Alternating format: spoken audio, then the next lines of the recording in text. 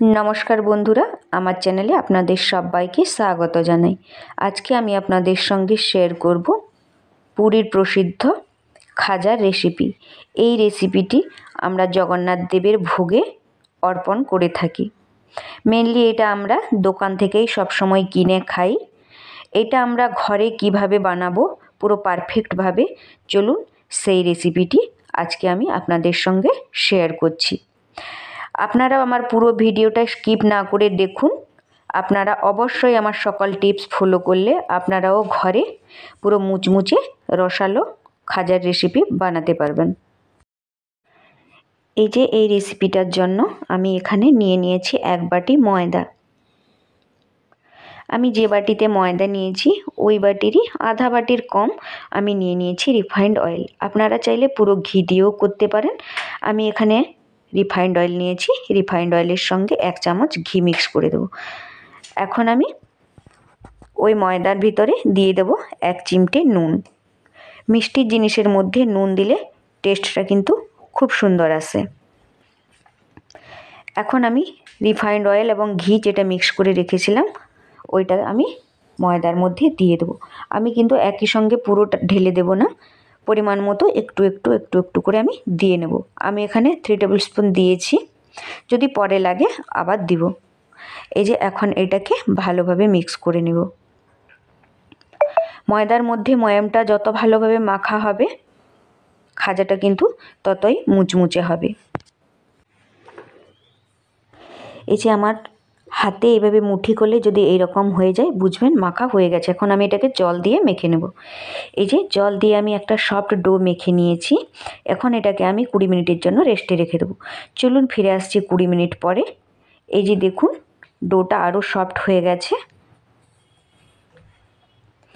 এখানে আমি 5টা লেচি কেটে নিয়েছি।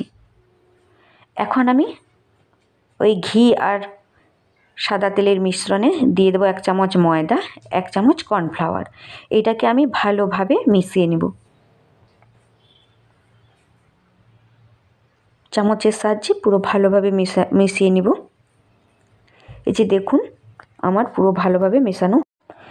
এখন আমি যে লেচিগুলো কেটে রেখেছিলাম ওইগুলোকে রুটি বানিয়ে নেব। আমার 5টা লেচি হয়েছিল, আমি এখানে পুরো পাতলা করে 5টা রুটি বেলে নিয়েছি। এই যে দেখুন কতটা পাতলা হয়ে যায়। আমি পাতলা করে 5টা রুটি আমার বেলা হয়ে গেছে। এখন আমি সবথেকে যেটা বড় রুটি আমি ওইটা নিয়ে নিয়েছি। আপনাদের সবথেকে যেটা বড় রুটি ওইটা নিচে দিবেন। এখন আমি ওই যে কর্নফ্লাওয়ার, ময়দা, ঘি এবং তেলের যে মিশ্রণটা বানিয়েছিলাম ওইটা আমি পুরো রুটির উপরে ভালোভাবে লাগিয়ে নেব। আপনারা চাইলে এই কাজটা ব্রাশ দিয়েও করতে পারেন, আমি এখানে হাত দিয়ে করছি। এই যে পুরো রুটিটার উপরে ওই মিশ্রণটাকে ভালোভাবে মাখিয়ে নেব। এখন আমার পুরো ভালোভাবে মাখানো হয়ে গেছে। এখন আমি কর্নফ্লাওয়ার দিয়ে এভাবে ব্রাশ করে নেব। পুরো রুটিটার উপরে কর্নফ্লাওয়ার দিয়ে ব্রাশ করে নেব। এই যে আমার ব্রাশ করা হয়ে গেছে। এখন আমি এর উপরে আর একটা রুটি দিয়ে দেব।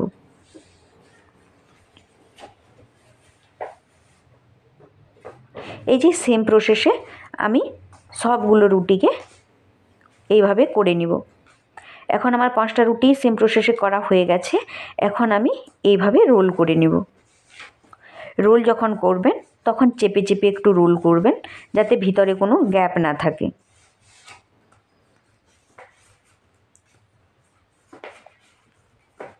এই যে দেখুন পুরো চেপে চেপে আমি রোল বানিয়ে নিচ্ছি।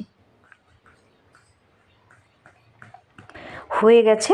এখন আমি ঠিক এইভাবে একটু নাড়িয়ে নেব। এখন আমি এটাকে সেট হওয়ার জন্য 5-10 মিনিটের মতো রেখে দেবো। তার মধ্যেই আমি চিনির শিরাটা বানিয়ে নেব।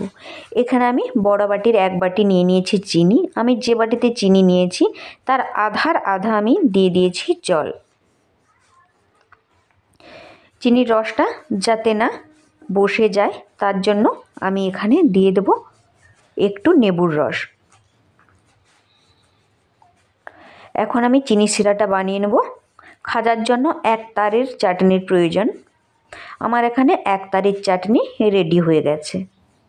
আমি এখানে আধা ঘন্টার মতো ফোটানোর পর আমার একতারের চাটনি রেডি হয়ে গেছে। আপনারা দেখে নেবেন, ঠিক এইভাবে হাতে করে দেখবেন, যখন একতারের চাটনি হয়ে যাবে তখন আপনারা গ্যাসের ফ্লেমটাকে বন্ধ করে দেবেন। এখন আমি যে রোলটা বানিয়ে নিয়েছিলাম ওইখান থেকে খাজাগুলোকে কেটে নেব। এই যে ঠিক এইভাবে আমি খাজাগুলোকে কেটে নিব।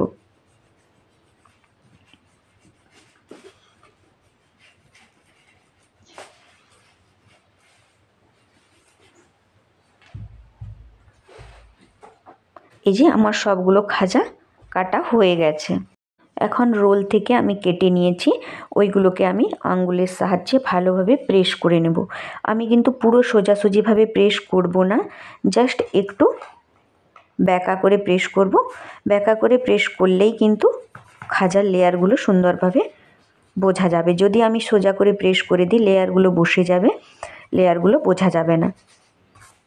তাই আমি আঙ্গুলের সাহায্যে চেপে চেপে একটু ব্যাকা করে এইভাবে দুই পাশ এইভাবে প্রেস করে নেব। আপনারা চাইলে এই কাজটি বেলনার সাহায্যেও করতে পারেন, কিন্তু আমি আঙ্গুল দিয়েই এই কাজটা করে নিচ্ছি। আমি সেম প্রসেসে সবগুলোকে এইভাবে আঙ্গুলের সাহায্যে প্রেস করে করে বানিয়ে নেব।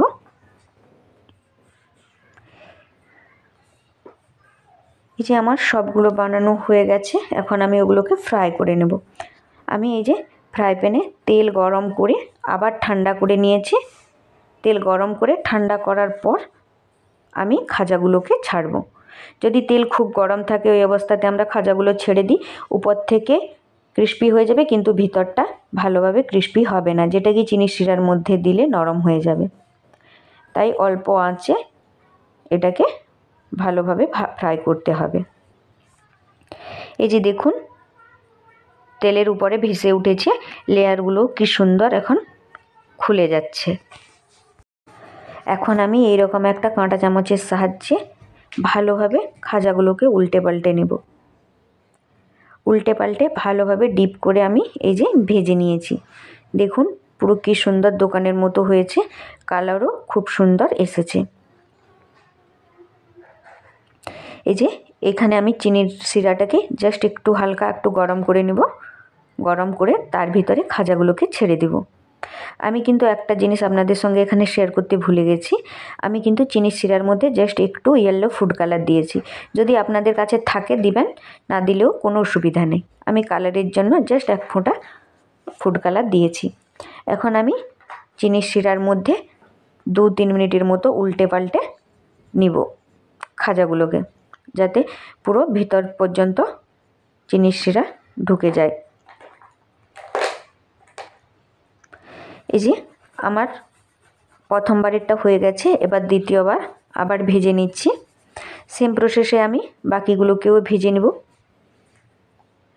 রোলের যে লাস্ট পার্টগুলো ছিল ওইগুলো কিন্তু ছেড়ে গেছে।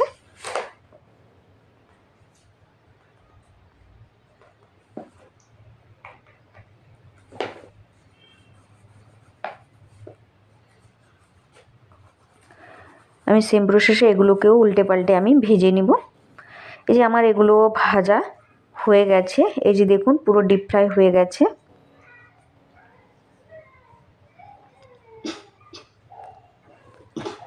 এগুলোকেও আমি চিনির শিরার মধ্যে দিয়ে দিয়েছি। এখন আমি চিনির শিরার মধ্যে ভালোভাবে কোট করে 2-3 মিনিটের জন্য এপিট ওপিট ভালোভাবে চিনির শিরার মধ্যে কোট করে নেব, তারপরে তুলে নেব। আমার এই রেসিপিটি যদি আপনাদের ভালো লেগে থাকে অবশ্যই লাইক, শেয়ার এবং কমেন্ট করতে ভুলবেন না, এবং আমার চ্যানেলটাকে সাবস্ক্রাইব করতেও যেন না ভুলেন।